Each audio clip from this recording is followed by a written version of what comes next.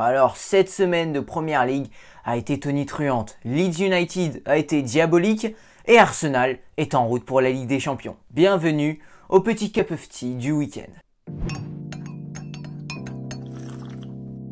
Alors, il y avait une équipe qui, quelques temps, n'était vraiment pas bien en Ligue des Champions, en Première Ligue, pardon, et qui se rapprochait de la zone rouge, c'est Leeds United. Mais là, en une semaine, ils ont complètement renversé la situation. Ils sont maintenant dans une position beaucoup plus confortable, même si on ne sait jamais, tout peut arriver en Première Ligue, ils peuvent quand même descendre. Mais avec Jesse Marsch, leur nouvel entraîneur, ça va déjà beaucoup mieux. Ça fait 2 matchs là où ils renversent les situations. Les fans sont complètement débordés émotionnellement. Ça fait vraiment du bien à voir tout ça. Surtout que le départ de Marcelo Bielsa a été vu un peu comme un traumatisme, hein, et on va pas se le mentir. Donc voir cette Leeds United revitaliser, revenir en forme, ça fait plaisir. Et surtout, c'est pas un Leeds United qui gère ses matchs, c'est un Leeds United qui renverse les matchs et donc il y a encore plus d'émotion et encore plus de bonheur pour les fans. Surtout que à chaque fois, Leeds United revient dans le temps additionnel. D'abord, il y a eu ce match contre Norwich, 1-0 pour Leeds, 1 partout ensuite. Et Leeds ensuite met le but dans le temps additionnel, dans le Fergie Time, un but de Gerrard, un jeune joueur vraiment qui est en train de devenir un fans favorite du côté de United, on va pas se mentir, un jeune joueur très prometteur qui devrait prendre la place de Bamford dans les années à venir. Et ensuite, il y a ce fabuleux match contre Wolverhampton, mené 2-0, ils arrivent carrément à prendre le dessus et à prendre les 3 points avec cette magnifique victoire 3-2. Oui, je ne rigole pas, les Wolves étaient en train de mener 2-0 et United renverse 3-2, du jamais vu, les United renversant. Et d'ailleurs, avant que le match commence, Jesse Marsch l'avait dit à ses joueurs dans le vestiaire: attendez les gars, surtout ne vous prenez pas un but de Wolverhampton.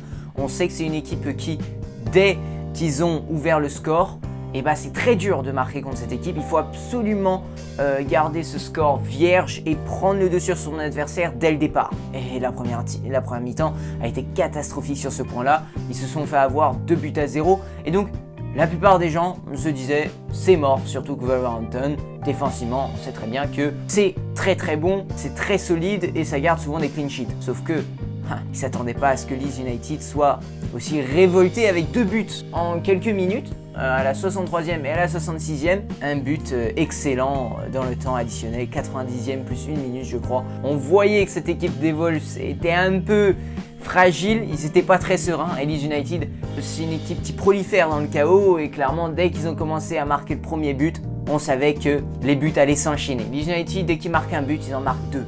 3, 4. Voilà, c'est comme ça. Cette équipe de Leeds United, elle est diabolique. Donc voilà, ces 2 victoires sont vraiment, on peut dire, un ouf de soulagement pour l'équipe, les supporters, même pour l'ancien entraîneur Marcelo Bielsa. Je pense qu'il doit regarder cette équipe de Leeds United en se disant que tant mieux parce que cette équipe le mérite. Bueno, comme le dirait Marcelo Bielsa. Clairement, durant ces 2 matchs, on a vu dans cette équipe tout ce qu'a appris Bielsa à Leeds United. Ils étaient braves, ils étaient sans pitié, ils étaient renversants.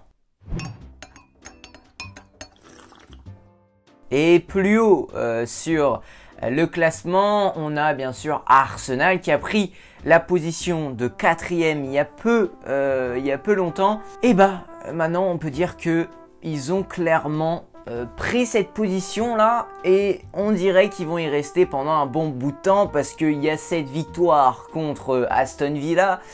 Malgré la défaite contre Liverpool, ils ont su se relever.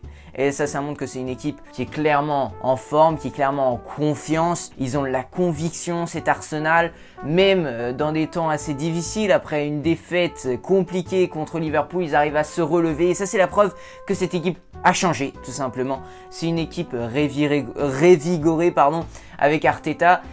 Pourtant, on sait très bien qu'au début du contrat d'Arteta, c'était très compliqué à Arsenal les 2 premières années. Mais là, clairement, la confiance posée sur Arteta, ils ont fait ce pari avec Arteta et c'est en train de payer maintenant, aujourd'hui. Et on est en train de voir cette équipe petit à petit, trouver des repères, avoir un style de jeu défini, avoir cette confiance en soi.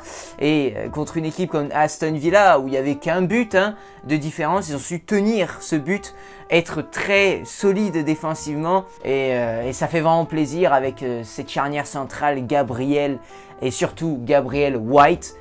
Ce joueur White, il est très très fort. Il a vraiment fait un très très beau match contre Aston Villa. Aston Villa n'a pas du tout trouvé comment marquer contre cette défense d'Arsenal. Seulement un tir cadré durant tout le match, un tir cadré de Coutinho qui a été assez fantomatique d'ailleurs. Donc voilà, un Arsenal qui est digne des plus grands. Un Arsenal qui petit à petit voilà, ressemble à une grande équipe. Avant, on connaissait un Arsenal qui, à tout moment, pouvait se retrouver renversé, se retrouver dans des situations compliquées alors qu'il contrôlait le match. Sauf que là, ce n'est plus le même Arsenal, maintenant c'est un Arsenal qui contrôle le match pendant 90 minutes. Arteta fait du bon job. Et ça fait vraiment plaisir à voir, surtout que, voilà, peut-être qu'Arsenal va profiter du fait que du côté de Chelsea, il y a des doutes, du côté de Manchester United aussi, pour peut-être se retrouver dans le top 4 sur le long terme. Pourquoi pas voir un manager comme Arteta rester dans les 4-5 ans à venir pour vraiment construire une belle équipe de Ligue des Champions, une belle équipe qui vise le top 4 de Premier League chaque année. De son côté, on va dire qu'Aston Villa, c'était pas trop ça. Voilà, on va pas se mentir, Aston Villa, c'était compliqué. Ils ont essayé d'installer un jeu qui partait de derrière, de la défense centrale, même du gardien, mais clairement, Arsenal était compact. Arsenal revenait rapidement en défense dès que Aston Villa essayait de partir en transition. En contre, il y avait toujours un joueur d'Arsenal pour chipper le ballon, pour revenir en défense. C'était très collectif. Il y avait vraiment cette cohésion. Vraiment, c'est magnifique. Il y a vraiment cette cohésion. Dès qu'ils perdent le ballon, ils reviennent tous en défense. Tout le monde, sans exception. Il y a notamment un joueur, Thomas Partey, qui a fait un match exceptionnel, qui a chippé je ne sais combien de ballons, qui a fait je ne sais combien de tacles. Il est bon défensivement, offensivement, il offre des solutions. Il a aussi une certaine finition, on l'a vu ces dernières journées où il a marqué un but notamment. Donc Partey, vraiment, c'est peut-être le nouveau Patrick Vieira. Bon, on va pas non plus partir dans des histoires comme ça. On va pas le comparer à des légendes comme Patrick Vieira, mais je pense que clairement c'était ce milieu défensif, ce milieu qui peut tout faire qu'on attendait à Arsenal, qu'on attendait à l'Emirates Stadium depuis très longtemps. Et Arteta de son côté, clairement, il a maintenant un collectif qu'il a sur le bout de la main, on va dire. Vraiment, c'est un collectif qui maîtrise parfaitement, il connaît tous les joueurs par cœur.